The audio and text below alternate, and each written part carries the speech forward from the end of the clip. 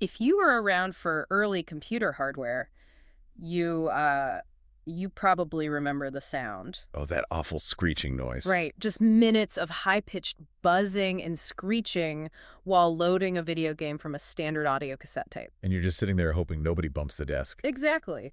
But when that code finally executed and the screen flashed to life, it was just pure magic. A total triumph.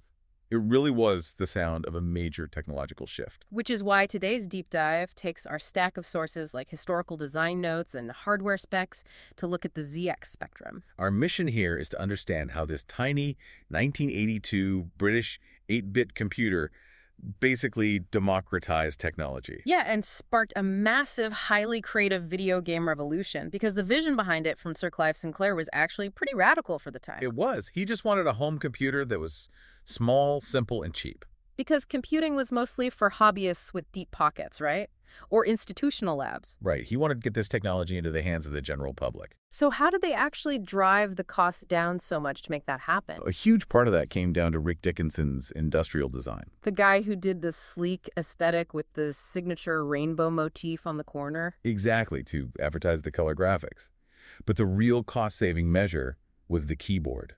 Oh, the chiclet keyboard. Yeah, instead of traditional mechanical switches for every key, they used a rubber membrane, creating these small rectangular rubber keys. I read that reviewers at the time actually compared the feeling of typing on those rubber keys to touching dead flesh. Which sounds completely terrible. Right. But consumers clearly didn't mind at all. They didn't mind because the price point made it so accessible. That affordability opened up an entirely new market. Suddenly, teenagers could afford to start a tech business right from their bedrooms. Which is what kicked off that whole punk subculture of coding in the UK. Young self-taught programmers figuring out the Z80 microprocessor. Saving their games onto those standard audio cassettes and selling them directly to their peers.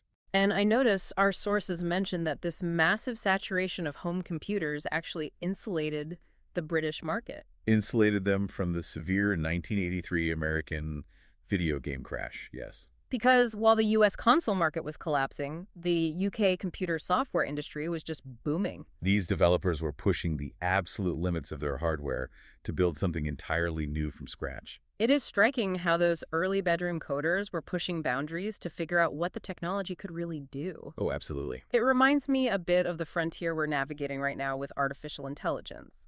And speaking of pushing tech boundaries, we should mention our sponsor, Embersilk. A great resource for modern innovation. They really are. Need help with AI training or automation or integration or software development? Embersilk is the place to go. Uncovering where agents could make the most impact for your business or personal life. Check out embersilk.com for AI needs. Innovation is definitely the right word for all of this, especially when you look at how the early Spectrum developers handled their hardware constraints. Right, because the machine only had a single channel beeper for sound. And it suffered from a visual quirk known as attribute clash. How exactly did that attribute clash work again? I know it was a memory issue, but how did it affect the graphics on screen? Because memory was so tight, the system couldn't assign color to individual pixels. Instead, it assigned colors to larger blocks on the screen.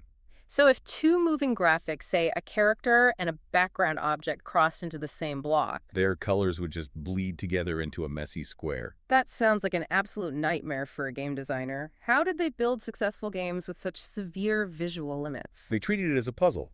Instead of giving up, developers used those strict constraints to invent entirely new genres. Oh, that explains titles like Ant Attack. Exactly.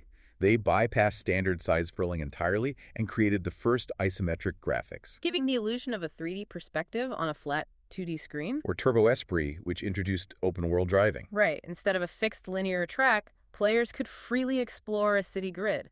All of these highly complex ideas pulled off with just a handful of kilobytes. It's an incredibly uplifting testament to human ingenuity. It really is.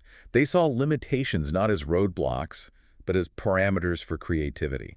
That ingenuity is why the ZX Spectrum sold over 5 million units before being discontinued in the early 90s. And it's why the legacy thrives today, right? Definitely.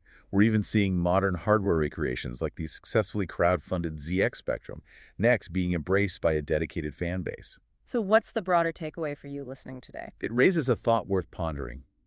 With modern recreations of this hardware still finding massive success today, What is it about the strict constraints of 8-bit technology that continues to capture our imagination in an age of limitless computing power? Perhaps having firm boundaries is exactly what the human mind needs to truly innovate and soar. I love that perspective. It makes you very hopeful about how we can solve modern problems. If you enjoyed this podcast, please subscribe to the show. Hey, leave us a 5-star review if you can. It really does help get the word out. Thanks for tuning in.